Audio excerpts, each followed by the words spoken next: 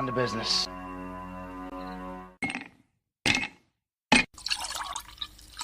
When he drinks, he thinks. That's the nectar of the gods, baby. Hello, everyone, and welcome to the #1 liquid-fueled, liquid-lubricated, that was a little bit of a delay, show on the interwebs. This is the Whiskey Musings broadcast, and I am your wonderful pre-Easter host, Rick. Now, yeah, buddy, I did. I kind of thought that, oh, hey, if you aren't on Rumble, I really encourage you to go over to Rumble if you can. It is the free speech alternative to YouTube. And I transmit there as well as on YouTube, but definitely my following is a lot more on Rumble. And there's some, the chat gets a little excited sometimes when you get over there. But if you get an opportunity, sign up and subscribe. Sign up for an account and subscribe to things that you like. I mean, Dan Bongino's over there. We've got the Salty Army. We've got, let's see, what is it? The Live from America, LFA, and just a whole host of other shows, just, along the similar lines of this one. So you should go and check it out. I mean, give yourself a chance, go over there and join in on some of the Rumble things. Also, the other thing that's nice about Rumble, honestly, from a content creator's perspective, is I don't have to wait forever to get enough subscribers to actually kick off like the monetary things. You can do things for these people over there. If you catch them on a live, there is a thing called Rumble Rants. They're similar to Super Chats over in YouTube. And you can donate literally directly to the content creator. Not to mention also, thank you for the reminder, buddy. I also want to talk a little bit about my other business entity. I am partners with a wonderful couple of people, and we have decided that we wanted to kick off a digital radio station that was focused on roots music. And by roots, I mean the raw sounds of the backwoods, the bars, the honky tonks. And, we wanted to get in with the small audience people. That is the True Grit Roots Network. Let me go ahead and put that up. True Grit Roots Network. It's at tgrn.net, where you can download our app. You can also listen to us on Live 365.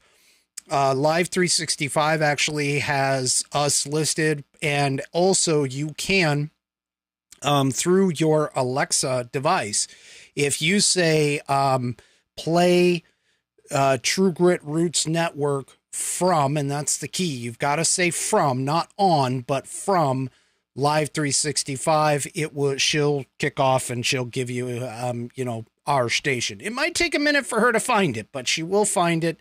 And again, keep in mind, it is the from, not on. And it's great music. We play, we're playing great music, mostly 24/7, but there are a couple of shows that are on that are more speech oriented. I mean, we've got one called Music on the Couch, with Vinnie Marini, who he goes through and gets artists, and he plays their music. He interviews them. He talks about the connections and that kind of stuff. And there's also the great Wednesday night juke joint, which is also replayed on Saturday nights right before my show, the Whiskey Musings broadcast. And that the Wednesday night juke joint rebroadcast is at 8 p.m. Pacific. My show is at 10 p.m. Pacific, and I'm actually going to do something different this week. Most of the time I've been focusing on music, but this week I think I'm going to, because it is in a development slot, I get to do pretty much whatever I want with it. So this week I think I'm going to switch it over to more of a talk format. We also have a show called The Crash Cart Rule, which goes through all kinds of conspiracy theories. That one is on, I believe it's Thursday night, Friday morning, 10 p.m. Pacific, midnight for you Central timers, 1 a.m. for your Eastern folks. And that is the Crash Cart Rule. He is also a podcaster who has done stuff on Spotify and things like that, but he is diving into the digital radio space. And those are our three main shows. And then we also have Vinny also has a secondary show called Roots and Fruits, where he takes you through some of his roots music that he has gleaned over the years with some great artists.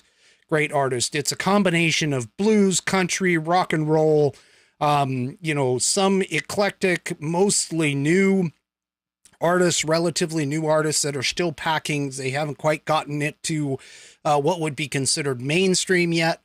And it's targeted toward a little bit of an underserved market from the concept of, we want to catch the brand new artists before they go, let's say, Hollywood or Nashville. And that's literally what it's all about. It's breaking boundaries in roots radio, which is why the name is True Grit Roots Network. Join me tonight at 10 p.m. Pacific, midnight again, Central Time, 1 a.m. for you Eastern people, for my show, the Whiskey Musings broadcast. Well, I call it the musical edition, but we're going to call it the TGRN edition tonight. So, a couple of different things. I've finally been suspended on Twitter. And, it's funny about this is that I'm not, let me bring it up here. I'm not that, concerned necessarily about it. Although, I did have a pretty big following. Here you go. There it is right there. Suspended. Your account, Whiskey Musings Whiskey, is currently suspended. For more information, please go to. Now, the funny thing about that is I tried going to twitter.com. I tried sending them a message and asking them why I was suspended, because it came out of the blue, honestly. And by out of the blue, I don't mean that I wasn't doing something, that I felt likely would, considering the Twitter twits are, obviously against conservatives and against certain activities and for conservatives. But it came out of the blue because I had been posting pretty much most of the morning and early afternoon, and then all of a sudden I get this message saying you can no longer post. So it was kind of interesting. This was midweek this week, so it was again, I'm trying to find out why. I'm fairly certain I know why. I've been telling some people, I've been putting it out there. I did put a few hashtags, such as Biden crime family, or Disney groomers, because, let's face it, Disney has had especially in the news, has had some serious problems with some of their messaging and in particular, how they are targeting. And this is the key, is that they are targeting youth for specific types of, you could call it indoctrination. It has to deal with, trying to encourage more of the LGBTQ crowd. Now, the funny thing about this is that honestly, Disney is supposed to be targeting kids, and Disney is designed for children. And sexual content is not exactly something that I feel, and I think a lot of Americans would agree with me, that I feel that we would necessarily need to promote in our children. Now, once they turn into their early teenagers, yes, I agree. They're going to get a lot of it from social media. They're going to get a whole bunch. Even in class, they're going to go through, the health.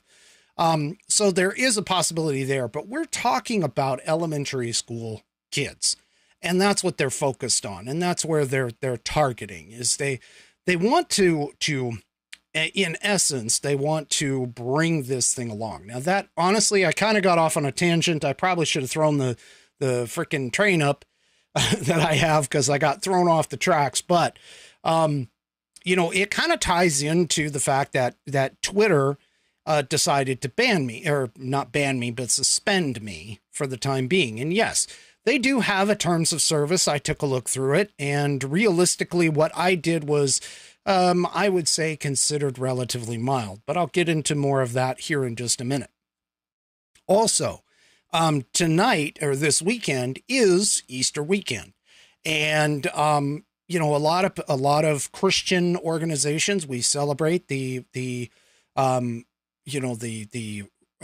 raising from the dead tomorrow of our Lord Jesus Christ. And so, this is a very special time for us to think about, but I have a couple of interesting thoughts, especially with regards to Easter and today's scenarios. But first, let me get into my affiliate here. So this is the Institute on the Constitution. Was established in 2004 as a 501c3 nonprofit with one mission: to restore the constitutional republic through grassroots education.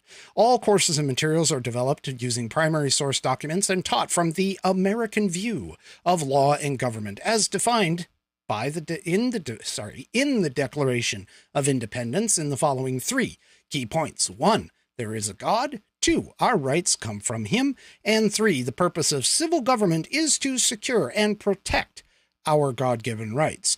The IOTC offers the opportunity to educate yourself on our most precious founding document, the Constitution of the United States.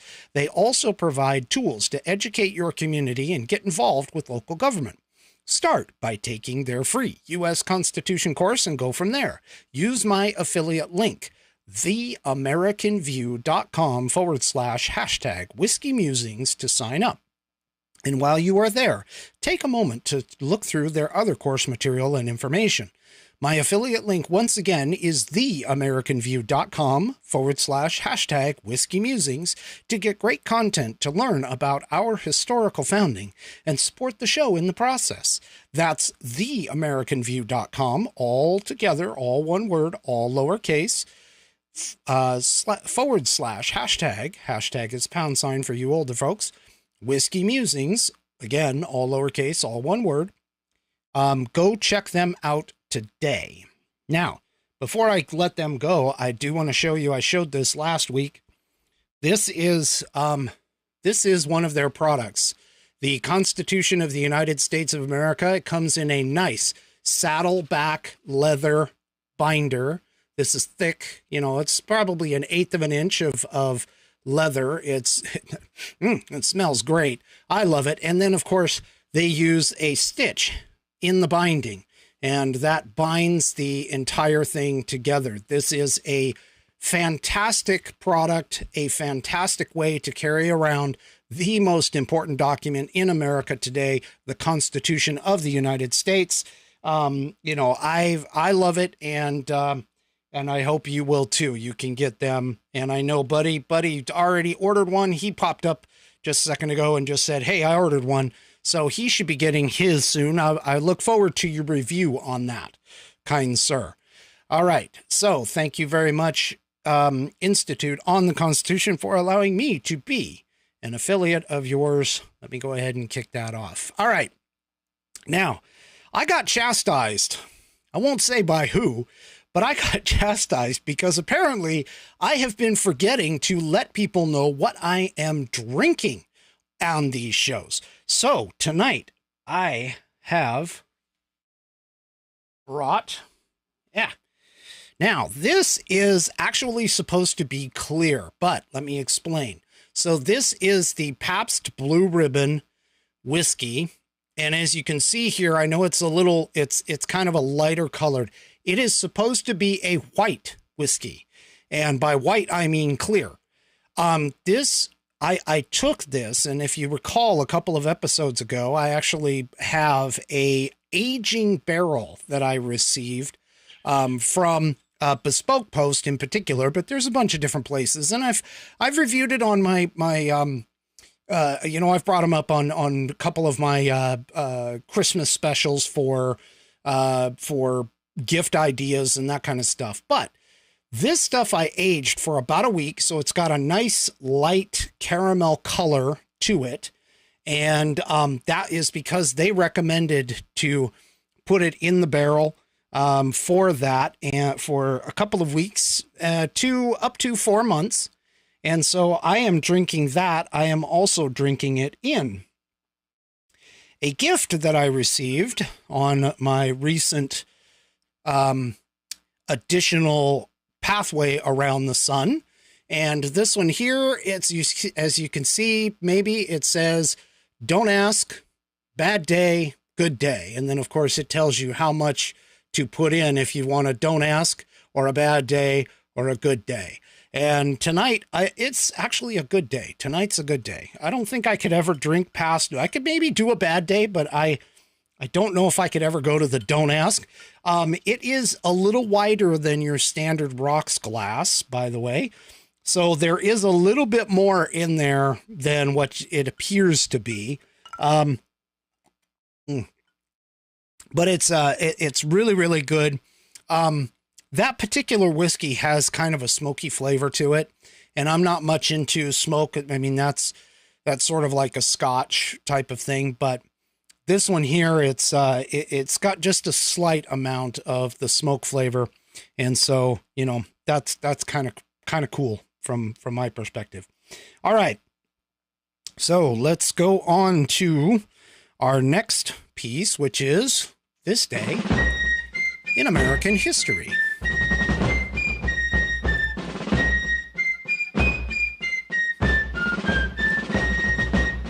And of course, on this day in American history comes from the American Patriots Almanac.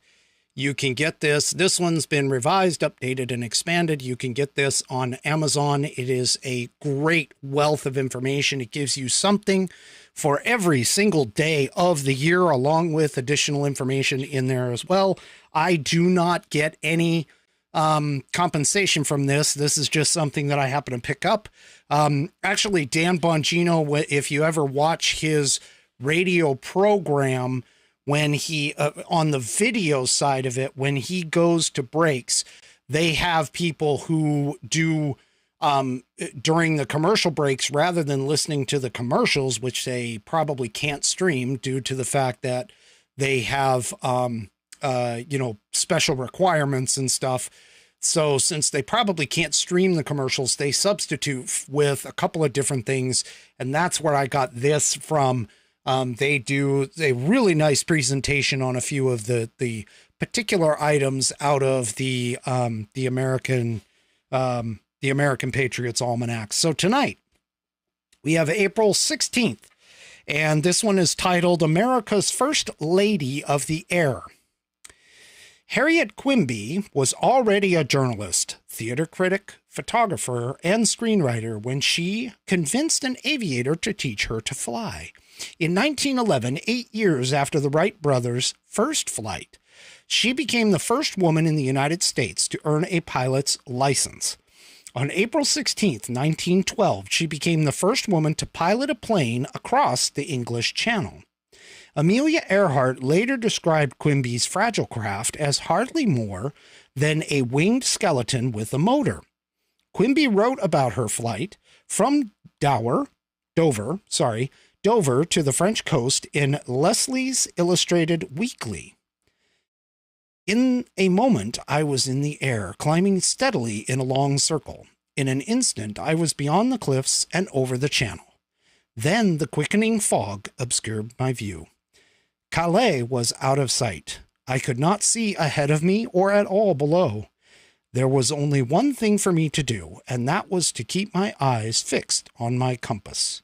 My hands were covered in long Scotch woolen gloves, which gave me good protection from the cold and fog, but the machine was wet, and my face was so covered with dampness that I had to push my goggles up on my forehead. I could not see through them. I was traveling at over a mile a minute. The distance straight across from Dover to Calais is only 25 miles, and I knew that land must be in sight if I could only get below the fog and see it. So I dropped from an altitude of about 2,000 feet until I was half that height. The sunlight struck upon my face, and my eyes lit upon the white and sandy shores of France. Quimby's daring flight helped earn her the epithet America's First Lady of the Air. Tragically, less than 3 months after her historic flight, she died in a flying accident near Boston. And that is this day in American history. All right, put that to the side back there. Okay, now. Ooh, goodness. All right, now I have one more thing to do for you. So, on the advice of a listener, a devout listener, actually, I will say, came in a suggestion of doing some American poems, and I like doing some short American poems. So tonight, I'm going to read really quickly. I'm going to read "I Hear America Singing" by Walt Whitman. I hear America singing, the varied carols I hear, those of mechanics, each one singing his as it should be, blithe and strong. The carpenter singing his as he measures his plank or beam. The mason singing his as he makes ready for work or leaves off work. The boatman singing what belongs to him in his boat. The deckhand singing on the steamboat deck. The shoemaker singing as he sits on his bench. The hatter singing as he stands. The woodcutter's song. The plowboy's on his way in the morning, or at noon intermission, or at sundown. The delicious singing of the mother, or of the wife at work, the young wife at work, or of the girl sewing and washing. Each singing what belongs to him or her, and to no one else. The day what belongs to the day. At night, the party of young fellows, robust, friendly, singing with their open mouths, their strong, melodious songs. And that was I Hear America Singing by Walt Whitman. In case you didn't catch that, he wasn't actually discussing someone singing. He was discussing hard work. Hard work, people. That's what America was built on, and that's what Walt Whitman was celebrating in that poem. All right. So the last couple of weeks, I've been reading a couple of different things. And actually, well, first of all, let me just say that free speech in America, I think, is under attack big time. And the reason for that, the reason that I say that is I've actually been reading a couple of novels. One is 1984. That was a suggestion from Ben Shapiro's book club. It was, it was his first suggested when I'm just now getting around to reading it, but I finished it. And I mentioned that last week and everything. And I kind of mentioned how,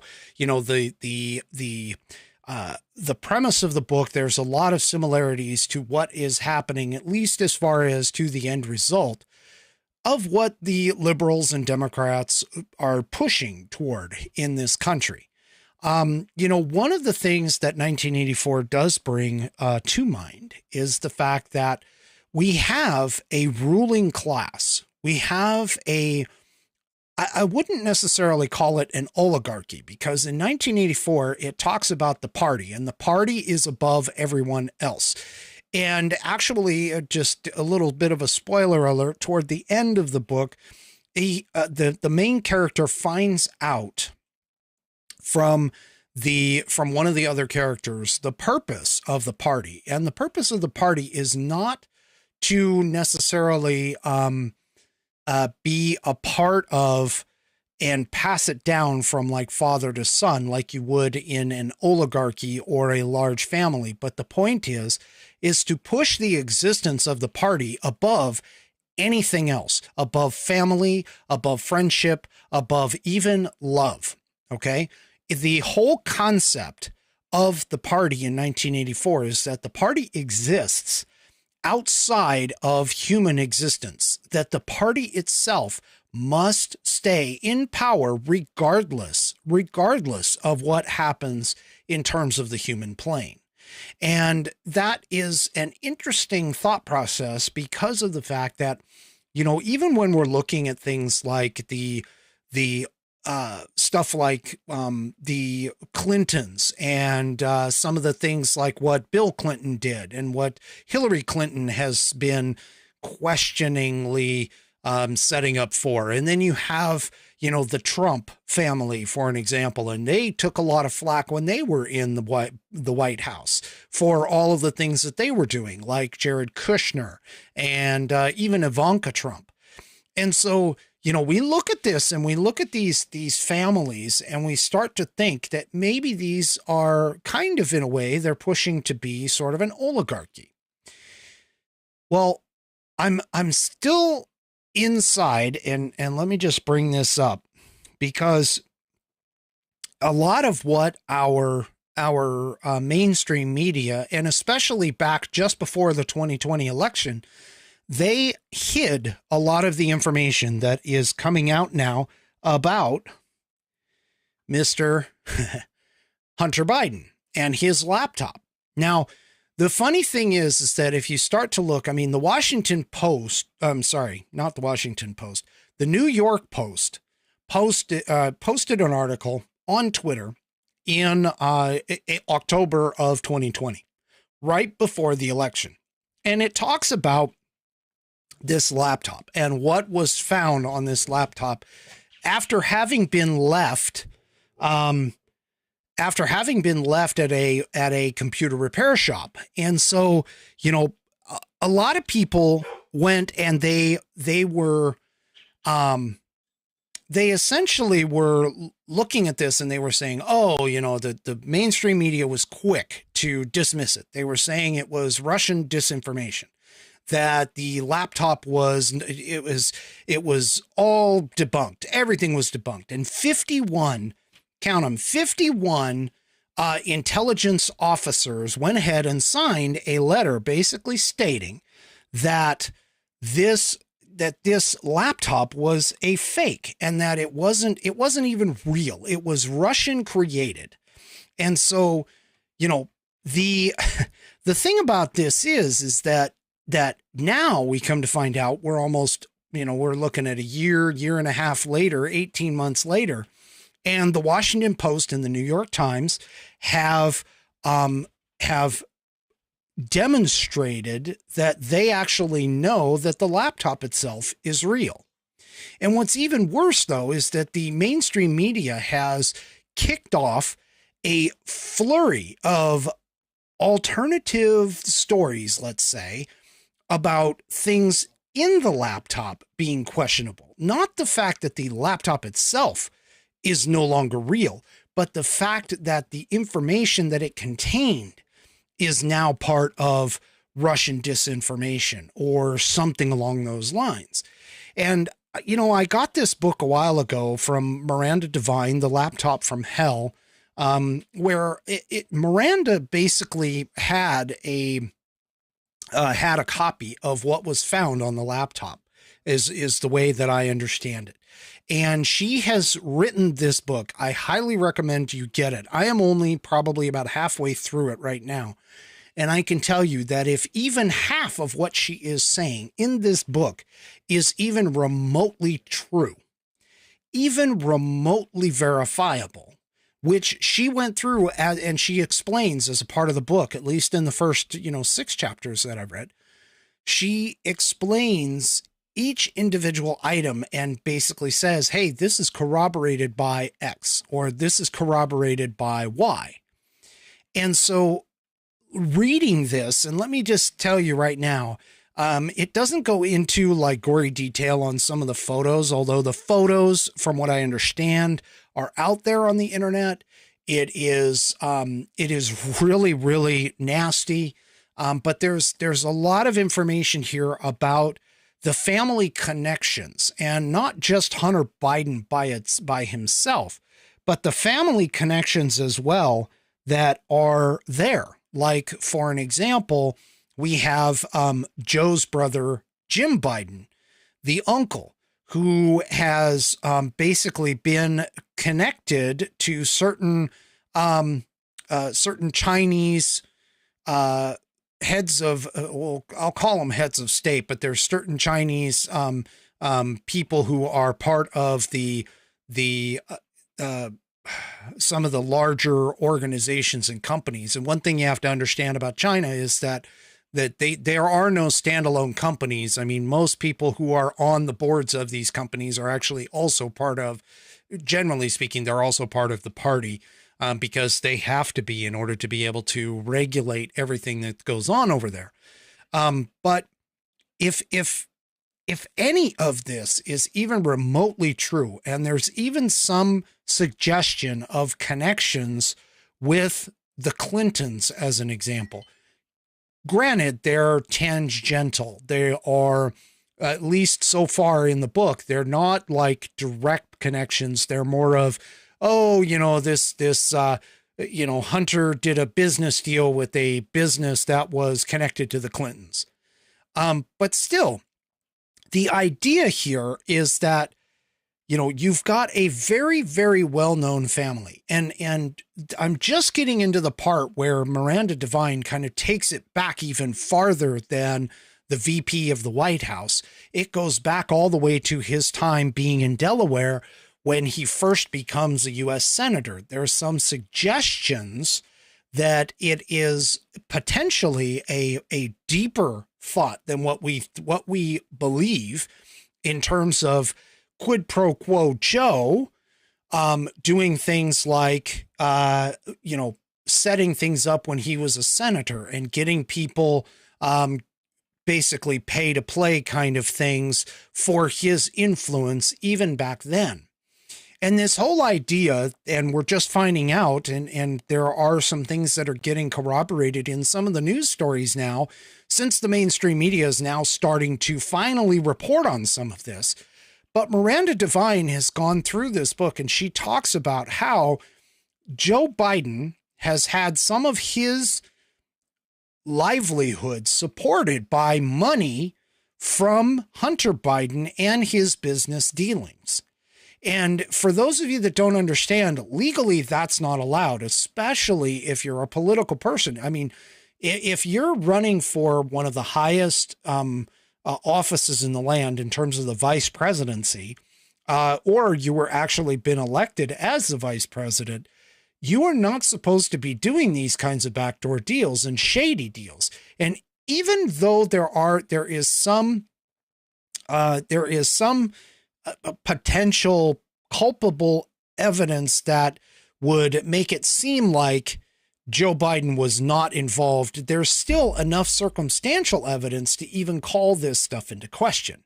Now, we normally post or put on a pedestal, we normally put up people in the political party. We expect them to actually act better than what a normal person would be. But as we've come to find out, especially in the last 20 years, this is not the case.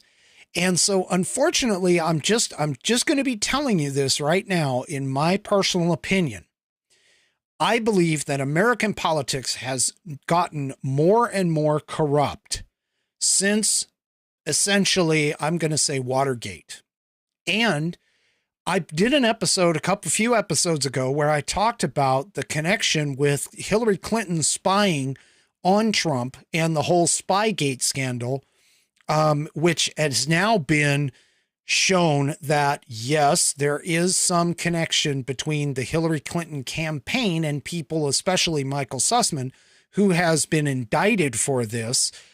He's actually been indicted for lying to the FBI about being paid by the Clinton campaign to foster this idea that there was a connection between Trump and Russia.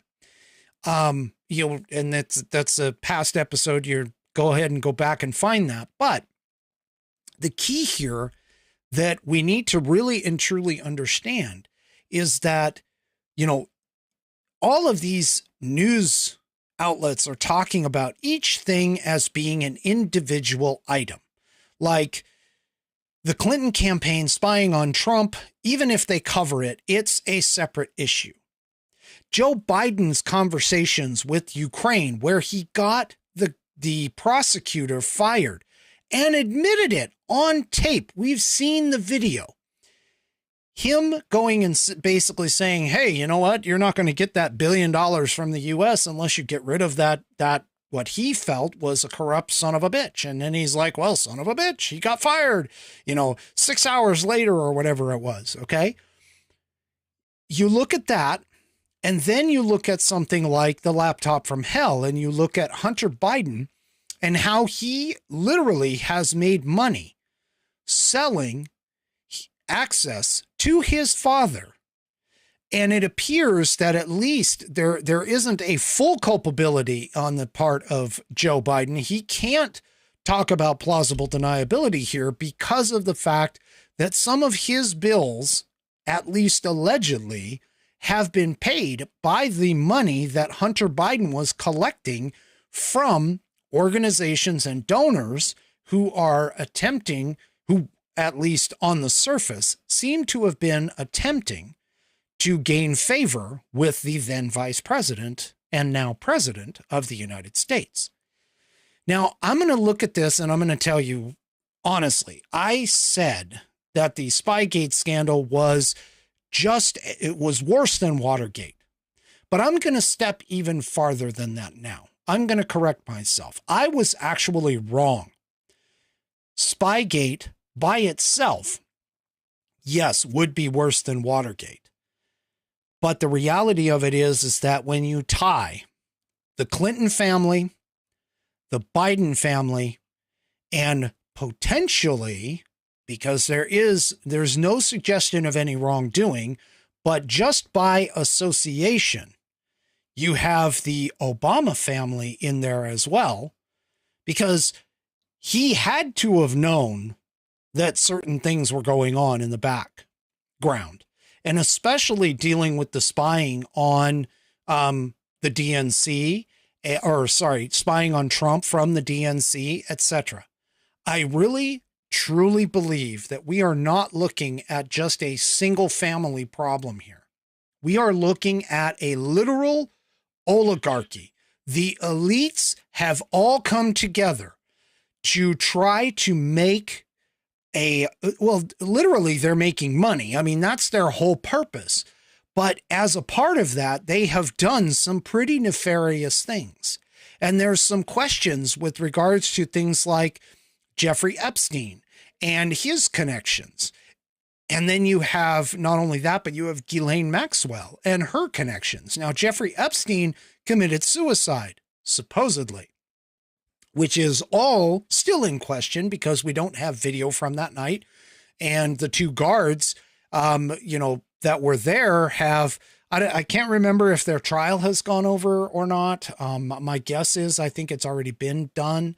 But there is some question because there were some breaks in their logs and some of their rounds in terms of how they did their rounds and stuff. So there is some questionability in terms of Epstein's hanging.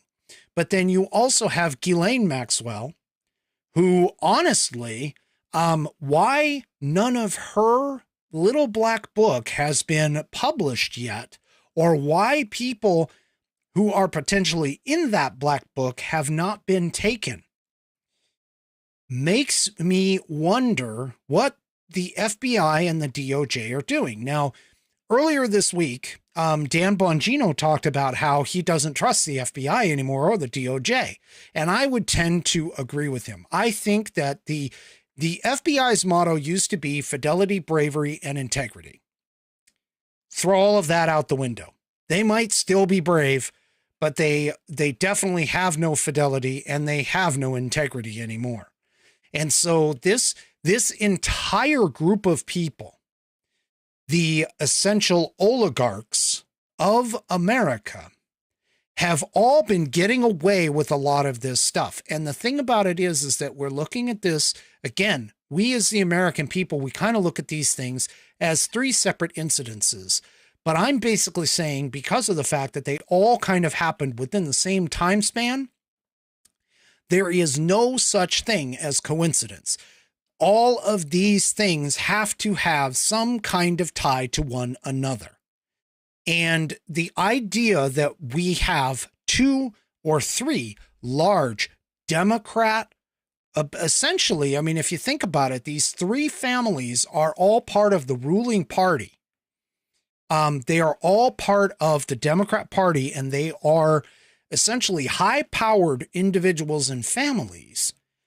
And you have all of these individuals who are now coming out and having these problems that are showing up. How is it that you cannot take the next inference step and say that none of this has any relation to each other? Now, I don't think that it's actually going to ever be proven out. I don't know. The fact of the matter is that why Durham has been allowed to investigate as far as he has, and Merrick Garland hasn't stepped in to try and stop him, it kind of makes you wonder what's happening. However, that being said, I'm sure that there's going to be a statute of limitations on some of the things that Durham is finding out. Now, for an example, just recently, the Durham investigation uncovered a text by Michael Sussman that basically stated that he literally lied under oath about not being paid by an organization, by the DNC, and that he said that he was representing himself, and that wasn't the case. So what does all this have to do with Twitter? Well, Twitter, if you recall, back in October of 2020, right before the elections, Twitter started suppressing the laptop story. In fact, they banned the New York Post's account and got rid of them because of the fact that they were posting what we now know is factual information. Okay. So what do we have? Well, we have a company that has literally, outside of, I mean, if you think about it, we have all of these different social media companies. We have Twitter, we've got Gab, we've got Truth Social, we've got Locals, we've got Parler, we've got Getter, we've got Facebook. We have all of these social media platforms. And to be honest with you, everybody's trying to cash in. But the thing about it is that Twitter has been around long enough, Facebook's been around long enough, that they have literally become the de facto town square. And in a sense, they really should be allowing free speech. Now, the other thing that you hear sometimes in the news, you'll hear people talk about the Section 230. And Section 230 basically was done as a part of the Telecommunications Act of 1996. It started off talking about, back then, I think it was MySpace and that kind of stuff. It basically gave protections to these internet platforms from being sued by individuals based on what other individuals were posting on their site. Now, what a lot of people don't understand is that if you are a publisher like CNN, like the Washington Post, like the New York Times or the New York Post, you have a certain obligation to ensure the accuracy of what's been placed out there. And this goes for other news organizations as well. If you call yourself a publisher, like the CNN people did, if you call yourself a publisher and you inadvertently either slander or libel or cause harm to an individual based off of information that you relay and did not do like a full-on background check, fact check, and a real fact check, not the fake ones that you get. But if you don't do your due diligence in order to verify the information verify the veracity of the information that you're publishing, you can get into some legal hot water. And that is exactly what happened with Nicholas Sandmann and CNN, what is likely going to happen with Kyle Rittenhouse and several news organizations. You cannot state something that is not factually accurate. Now, the fine line gets written in terms of whether or not it is an opinion or it is fact.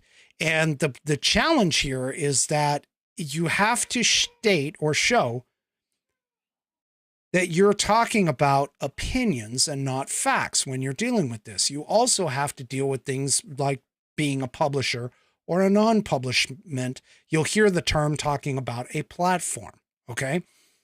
So by Twitter going and censoring people, specifically sites like the New York Post, for that article about Hunter Biden's laptop, which granted at the time was not necessarily 100% verified. There was evidence that showed that Hunter Biden's laptop was there, that Hunter Biden himself put out with the signature, put it there, left it there, whatever. The entire thing was just totally debunked right away. And we now know that the Hunter Biden laptop is real. There's plenty of information that's out there. There's plenty of people who have copies of that laptop. You even have, people like Rudy Giuliani who have claimed that they have seen the contents of the laptop. You have the FBI director of internet crimes, I think is what they call it. He basically says he has no idea where the laptop is because he doesn't know. So realistically, if you're looking at this, there is an element of smoke and fire kind of scenario here. We see all the smoke. We see it with the Russian collusion hoax, the PP tape hoax. We see it with the Hunter Biden laptop. We start to see things that are starting off as smoldering, smoke-filled, questionable things that are occurring. Now we need to get to the fire. And to be honest with you, I don't even know. I'll be real. There was a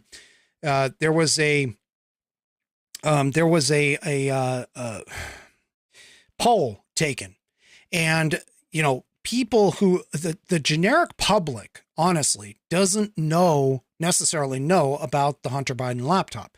They definitely don't know all the details surrounding it.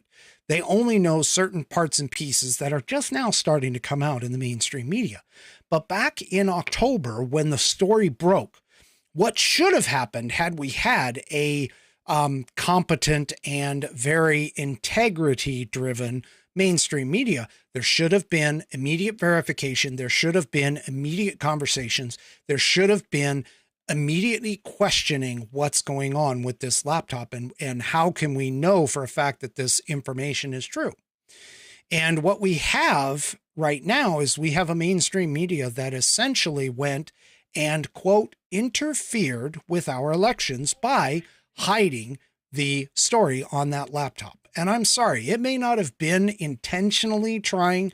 Well, I take that back. It probably was intentional. I'm fairly certain it was intentional because they wanted Trump out. They wanted him gone. And so because of that, they went ahead on a concerted effort and said, we are not going to allow this story to break right now.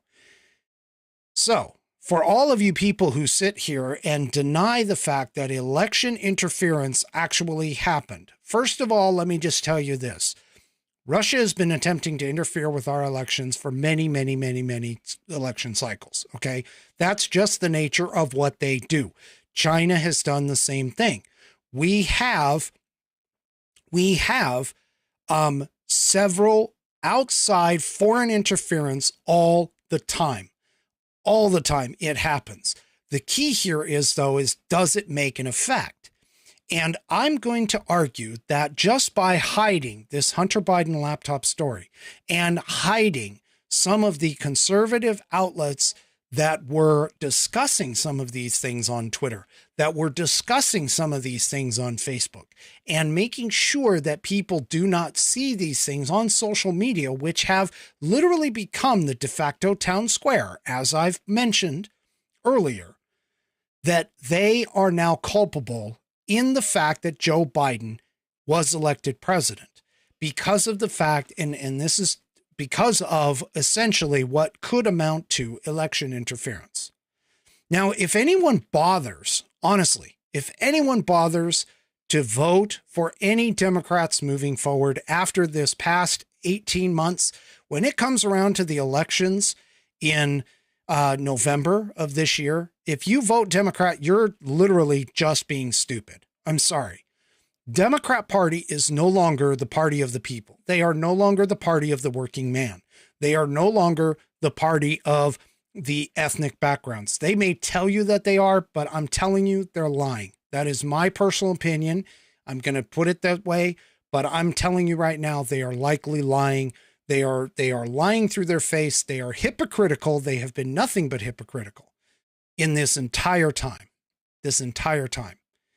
And, it's kind of funny. I saw a news article that popped out today that Joe Biden and his admin in particular has started to allow a small percentage, not a lot, but a small percentage of oil drilling. If they are so against oil and they really want to take us down, then why are they all of a sudden allowing a small percentage of oil drilling? So again, these people, they do not stay the course on anything. They lick their finger, figure out which way the political wind is blowing, and they go ahead and they go with that. So how you could even vote for these people, I have no idea. It is totally beyond me, but I am fully looking forward to a red wave in November. I am fully looking forward to it. And it's going to be on the magnitude potentially of the 1980 election. When we finally get around to the presidency again, it may come around to a 1980 type election with Reagan versus Carter. There's some suggestions that this might be a repeat of that, mainly just because of the fact of the inflation numbers that we've got. But to be honest with you, that's a little bit bigger subject and bigger topic than I want to attack tonight. Now, I only have a few minutes left, but this is perfect. I'm going to bring this in. So there are literally only two forces in this world that have ever said that they would die for you and have honestly done it. Number one is the American soldier. The American soldier has died for principles of America. They have died for the principles of freedom, of free speech, of liberty, and, happiness, and so on and so forth. The second one is who we celebrate this weekend. And that is Jesus. Jesus died specifically to cleanse us of our sins, to carry us into his kingdom in the next life. Now, I am not a perfect person. I never have been. I likely never will be, because the human being itself, the human beings are imperfect. And I have sinned, and I will have to answer for those sins eventually someday. But the key here is that we need to celebrate the life that was Jesus, the promise that he gave us by dying on the cross, by rising again, by going back home. And we also need to understand that there is another promise that is a part of that, and that is that he will come again. And as a part of that, I talked a little bit about it last episode in The Dark is Rising. But if you honestly can't sit here and look at some of this and look and read in your Bible and get the correlation that that evil on its face is no longer in hiding. This is the first step toward the end of days. Now, how long end of days comes? I had a philosophical discussion. I can't believe it was a religious and philosophical discussion with a friend of mine, and he is not religious. I'm going to tell you this right now. He is not. In fact, I'm not going to say that he's atheist, because he's not atheist. But the key here is, though, we actually had a discussion about religion and how religion equates to today's times that I've never had with that individual ever in the past. We have literally, I'm going to say we have avoided it. But I can't help but feeling like this is going to be one of the last numbers of Easter celebrations in the coming days. Now, I don't know how close it is. It could be 100 years away. I might be gone. We all might be gone by the time he comes and returns to earth. But the key here, though, is you must understand there are things in the Bible that are starting to show up in today's day and age. We need, if you're not prepared yet, you need to start preparing. We need to start understanding that our Lord Jesus Christ is coming back. He is returning. He died, he rose, he lives today, and he will be returning. So do yourself a really good favor. If you haven't gone to church, if you haven't been involved in your Bible, take a minute, pick it up, read it, absorb it, really try to listen to it. And I admit I am not I'm not a preacher. I'm not going to stand on a pedestal and talk about it. I fail at it all the time. I am one of the fallen. But I can tell you, turning back toward God and understanding that the end is coming soon, and that we can start to see the signs right now that evil is lifted their mask. So the next thing that we're looking for is we're looking for the potential for the Antichrist to show up. And I got to tell you, I'm really nervous about certain people that have been out there, but I have faith in God. I have faith in Jesus, and I have faith that we will ultimately live together with him in glory when he finally returns to earth and these battles are over and evil is vanquished. So enjoy your Easter. Enjoy it with your family. Take some time to talk about the story of how Jesus was put on the cross, how he died, and how he rose again in fulfillment of the scriptures, and that he is coming back to rule over earth and over mankind forever in glory. Do yourself that favor and don't just fall into the trap of the secular things like the Easter bunny and the Easter baskets and the eggs. Start to understand what the real reasons for the holidays like Christmas and Easter in particular. Those two holidays are very, very important. And I got to tell you that tomorrow is going to be one of those days that the American flag will not be flying on my flagpole. Tomorrow is one of 2 days out of the year that I substituted for the Christian flag. And it will be flying high and proud tomorrow for Easter without the American flag flying alongside it, because we are the greatest nation ever to have landed on this planet as far as being a part of and being the greatest for freedom and liberty, religious freedom. We are here in America. Count your blessings for being here and understand that this nation was founded on Judeo-Christian values. We all believe that there is a God, that our rights come from him, and that we are protected by him. Let's go into Easter with that thought and pray that that the end of days is actually farther out than what we think it might be. And that all of this stuff that's happening in today's day and age is only just a precursor, just a taste of what's going on. And we as a people can get back right with God and in God's good graces and start to pick back up where we should have been in following God's word. And that's my final Whiskey Musings thought for the evening. Do me a favor, if you enjoy the program, you enjoy what I'm saying, then go to one of my outlets. Frankly, I do care. I'd rather you be on Rumble, but if you have to go to YouTube, if you don't like Rumble, go to YouTube, subscribe. And we'll see you next time on the Whiskey Musings broadcast. Don't forget tonight, 10 p.m. Pacific, I'm on TGRN, True Grit Roots Network, tgrn.net. And we'll see you next week on the Whiskey Musings broadcast. Good night, everybody.